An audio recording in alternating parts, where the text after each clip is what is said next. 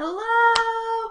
Welcome to Thirsty Thursday. It is Wine Thirsty Thursday today. So, I am here to talk about how to get over the fear of selling stuff. So, while we wait for our lovely people to join, I'm gonna get everything pulled up and make sure I can see comments and all that good stuff. About 50% of the time when I get on live, I forget to pull it up to make sure I can actually see if anyone's watching and respond to comments. So I'm trying to get in the habit of doing a better job at that. So got some lovely Pinot Grigio here today for Thirsty Thursday. But I don't want to waste anybody's time, so I want to get straight down to it. Thirsty Thursday, if you're new to this group, these are quick and dirty, y'all. This is really, really quick stuff you can implement right now to see big changes in your business. That is my goal. So today, I want to talk about getting over the fear of, sorry, my hair is weird, getting over the fear of selling your shit online. So this is a huge thing, especially for new business owners, right? This kept me stuck for so freaking long. I felt really confident about my ability to do the thing, but not in my ability to sell the thing. So I hear that stuff all the time from my clients and from people in my groups and other groups, and it's just a really, really important thing to talk about. And I usually don't talk about it that much. I don't talk about sales a lot. So I wanted to bring it up because you can have the best brand in the entire world, but if you can't sell your thing, then it's pointless, right?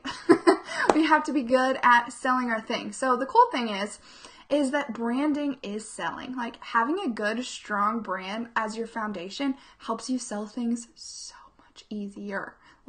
It's so much easier. So it does tie in. Everything ties into branding. Branding is literally your entire business. Every aspect of it. So check my notes here. I have 3 things I want to talk about today in terms of branding. Actually, before I do that, I forgot to share this into the event, so let me do that real quick. The event is, what is the event name? How to finally get over your fear. We are live. Okay, now I'm ready. Are you guys ready for the three things here? Number 1 is, in order to get over your fear of selling your thing, you have to be insanely crazy excited about your thing. So for me, my thing is, my branding packages, either my one-on-one package or my group program, Brand Boldly, which is launching soon. So now would be the time to get on the wait list if you want all the best deals. I'll put the link in later. But you have to be so freaking excited and passionate about your thing, whatever it is. I don't care if you're selling organizational stuff, or you're a travel agent, or you're a realtor, or whatever it is. You have to be convinced of, you have to convince yourself that it's worthy of money. And that's the number 1 biggest mindset shift that you have to make. And this was the huge one for me. I knew I was really, really, really good at what I did. I came from graphic design. That part of my business, I was yeah, I got this. I ain't scared of this. But when it came to transitioning into being a strategist / coach / mentor / whatever the F you want to call it, that's where that fear came in. I was oh, I haven't really done this before. Can I actually charge money for this? And all of those things came up, right? All that shit comes up, and it makes you unable to actually sell the thing, right? It just holds you back. So that's the first thing, realizing and overcoming, that mindset shift of, that your thing is really valuable. So being really, really, really excited about it. So how I did this was writing my sales pages. Copywriting is something that I'm pretty good at. It comes naturally to me. It doesn't come naturally to a lot of people. So it might not be copywriting for you. It might be journaling or, interviewing ideal clients or whatever it is, talking to past clients, but figuring out what benefit your program actually has on people's lives. Hey Britt, hey Tammy, hey guys, I'm so excited you're here. But yeah, so just being really, really excited about your thing, however you need to do that is up to you. So for me, like I was saying, it was copywriting, like going through and listing out every single thing I was actually helping my clients achieve. Yes, it's one-on-one coaching, and yes, there's 12 sessions in the package, but that's not what it's really about. Like, that's not what gets me excited, and that's not what, gets my clients excited. Yet for some reason, that's the thing that we always lead with when we're thinking about selling our stuff, is like, they want to know, every single thing that they're going to get. They need to like know every minute of their time is accounted for and blah, blah, blah. But people don't give a shit about that, honestly. Like, they want to know what they're getting out of it. And you need to be really clear about what value you're providing. So listing it out like that helps so, so, so much. Not just for, copywriting like I was talking about, but just feeling that value and understanding it yourself. So you have to like be convinced that this is going to change your clients' freaking lives. And it will, like it does. And it's so funny, like it was so funny for me to make that shift, because in my mind when I first started, I was like, I'm designing a logo for them. Like, that's not going to change their life. Like, I'm writing copy for their sales pages. That's not going to change their life. Yes, it does. Like, it seriously freaking does. Because that's not really what I'm doing. I'm not, designing their logo and writing their copy. I am like helping them get so clear on their message and helping them feel so much more confident about how they're presenting themselves to the world, and making it so much easier for their ideal clients to understand what they're getting from them. And just, peace of mind is really what I give my clients, right? So getting really clear and understanding what it is you're actually providing for them, and being like so excited about how much it's going to change their life. That's step one to get over the fear, is being so excited about it. So, numero uno. Number two is a little bit more practical, a lot more practical actually. You can always count on me to like balance big picture creative with, practical analytical side. So the second way to get over the fear, pre-screen or pre-qualify your potential clients. That's number two. And that is a huge, huge, huge thing. One of my biggest fears before I ever started doing sales calls, and I never wanted to get on the phone with anybody because I was terrified they were going to question my value, question my worth. And I was going to have to basically be put in the hot seat myself, like I was in an interview or something. And I don't know. I don't like being put in that position. So I just didn't do anything. Because of that fear, I just never put myself out there. I never even attempted to get people on the phone because I was worried that I was going to have the wrong people on the phone and they were going to be a dick and, whatever it was. First of all, that fear is just that was not true. That has never happened to me at all. But that's what was in my head. My head goes to worst case scenario all the time for literally every situation possible. So pre-qualifying your clients though, I wanted to make sure that they are an absolute 100% perfect fit for my program before I ever even get on the phone with them. I want to get on the phone with somebody for a sales call and have them already know how much it costs. They already know, what the program is. They know, what their challenges are, what they're looking to get out of it. And then we get on that call, and it's really just a matter of, are we a good fit? Do we mesh well? Do our personalities mesh well? Am I able to actually help you achieve, the results that you're looking for? And if not, that's cool. But really, it happens way less when you pre-qualify them, because they're already telling you beforehand that they're convinced that you're the person to work with them if you do it that way. So what that looks like logistically is literally on my website. I don't just have here, book onto my calendar. I have here, fill out this form. Once you fill out this form, then you get the link to book on the calendar.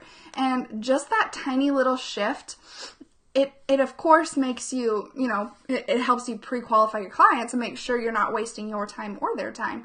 But it also kind of sets you up as more of that expert, right? Ooh, this is exclusive, and I have to this person isn't messing around. They don't want to waste their time. So it kind of weeds out the people who are going to be time wasters anyway, right? I'm sure, I know I have, I'm sure most of anybody here who does sales calls at all has had people that are just like the tire kickers, you know, they just want to like sign up and talk to you, and then they really have no intention of ever working with you. They just want to like pick your brain session for free, basically. I used to have that a lot. This kind of weeds that out. It really helps you ensure that you are getting on the phone with the right person and they want to be there. They know that it's a sales call. They know going into it that you're going to be offering something to them, and there's no surprises for anybody. Like, they're there because they want to be there, and that just, for me, that just took so much pressure off of me. Like, so much pressure off of me, where I didn't feel like I was like tricking them into doing something they didn't want to do or anything like that. That's all the crap that would run through my head. That was not true anyway, but I was just like so worried that people were going to think I was just this huge, slimy, sleazy person trying to take advantage of them, when obviously I wasn't. But so, number 1, be crazy, crazy excited about your offer. Be really confident in your offer and the value that it provides people. And number 2, pre-qualify your clients. It's so simple. Like, it's a matter of a simple form. I use Dubsado. You can have a Google form. There's like, it's literally just one simple form embedded on your website, and it saves you so much. So much time, so much negative energy that you don't have to go through. And then the last thing, number 3, is probably about as woo-woo as you're ever going to get from me. So I'm going to pause and take a sip of my wine here. Also, I see that there are 4 people watching and only 1 person has said hi to me, and it was Britt. So I love you, Britt. Thank you for saying hi. But if you are new to this group, please engage with me and interact with me and let me know that you're here and say hi, so I don't feel like I'm talking to myself on the screen. I love getting to know everyone in here and answering any questions and just talking to other humans over the internet. So please say hi to me. It hurts my feelings when you don't talk to me. Okay, that's enough whining, but please say hi for real. Okay, so number 3.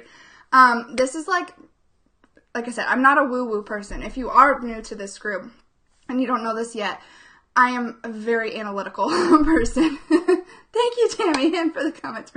Sorry, I'm here giving the baby a bath. That's a valid excuse, Sarah. I accept that excuse.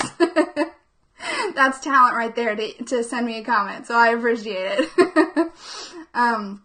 Okay, so I am very analytical, and it's not normal for my brain to default to this mindset type place that you hear all these other big mentors talking about online. But I want to put out the disclaimer that does not mean that I don't think it's important just because I don't talk about it that much. Your mindset is like the biggest thing in your business. If your head's not in the right place, you're gonna fail. That's it. That's the end of the story. Sorry if that's harsh sounding, but it's 100% true. Kathleen, hi! I'm so glad you're new and you're here. Thank you so much. So yeah, it is so crazy important, you guys. So crazy important. So, because I am not super into all of the woo-woo-y side of stuff, I've started journaling recently, and I'm still not super into it. It feels a little bit forced to me. I'm still trying to find my mindset practice that I really like, that really works for me. So whatever it is for you, that's fine. As long as you are consciously analyzing your thoughts. There's me bringing analytical thought back into mindset. But it's really important to recognize the negative thoughts and recognize, in this case, where that fear is coming from. You are not afraid of selling things. You're not afraid of sales. You're afraid of rejection, or you're afraid of, pushback, or you're afraid of, having to defend yourself, or whatever it is. Those were things that it was for me. It could be something totally different for you.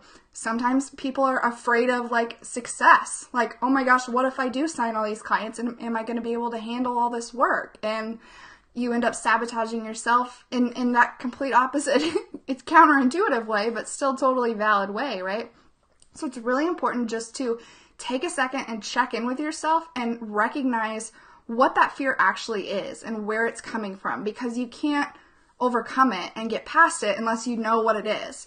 And this was my number one problem for the longest time, is I would just sit here and whine. My office wasn't as pretty at the time as it is now, but I would just sit here and pout and be like, I don't want to sell anything. I'm scared of sales. I hate sales. Sales are terrifying.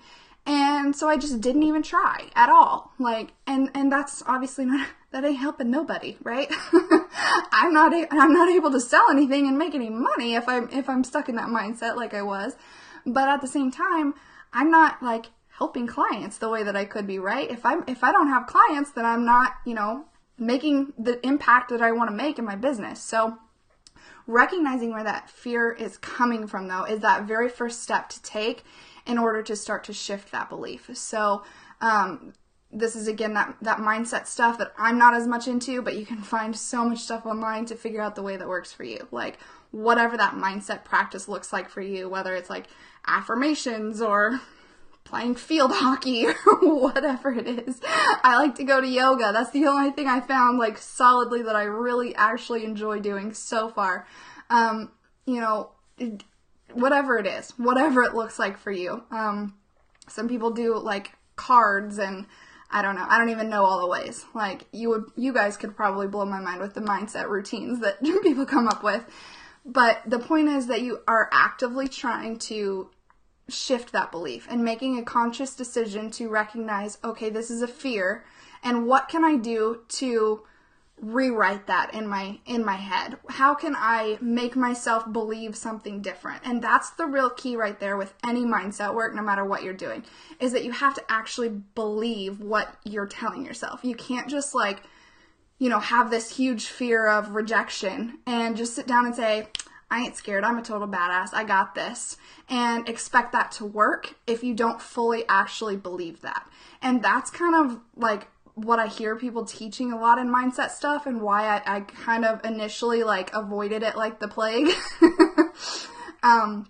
Because people are like, oh, just affirmations. Just, look at yourself in the mirror and tell yourself you're a total rock star and you're a badass. And that doesn't work if you don't fully believe it. So if you believe that, then awesome, cool. You don't probably need to be doing the mindset work in the first place, right?